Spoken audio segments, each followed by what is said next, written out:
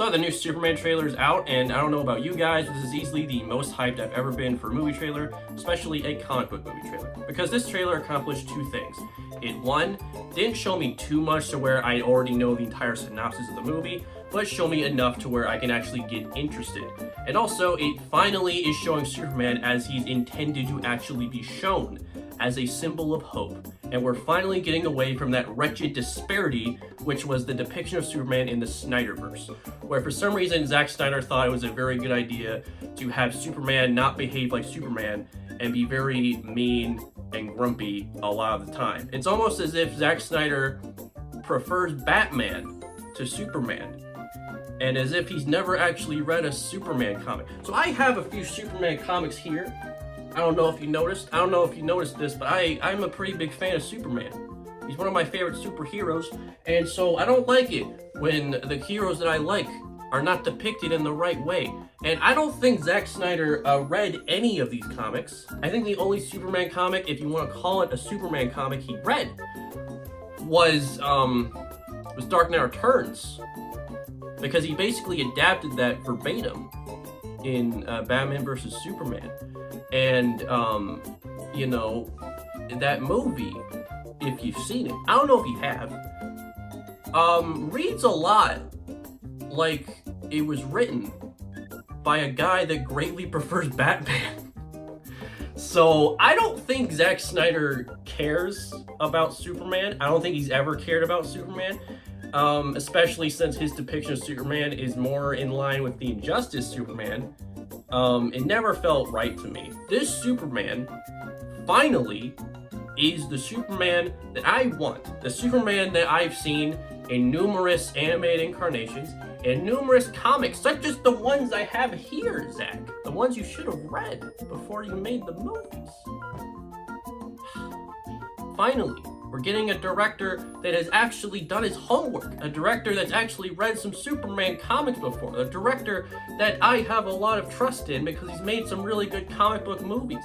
Guardians of the Galaxy is a 10 out of 10 comic book movie, as well as the Suicide Squad. So James Gunn will probably make the best Superman movie other than the first movie of Christopher Reeve, although the movie hasn't been out yet, so I could be very wrong in my prediction. This might age like milk when I say that I think this might be the best Superman movie since 1980. But even if it's not great, I feel like it would still be the best, since like Superman on the big screen hasn't had the best track record of late. You know, like Superman Returns wasn't great. Man of Steel, we don't even need to talk about that atrocity. Batman vs. Superman, no. Justice League was bad. Snyder Cut was okay.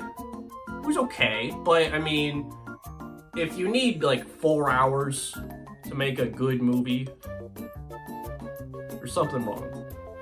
Okay? There's something wrong. Because I'm sorry to break this to you, Zachary, but Superman the Motion Picture is like an hour and like 30 minutes. Okay, it's like not that long, and it's perfect. It's a perfect movie. It's a perfect movie. It's not 4 hours of like slow-mo stuff. Okay, so like I just need good Superman content. That's all I need. And by the way, I love that Krypto the Superdog is in this movie. It's finally happening.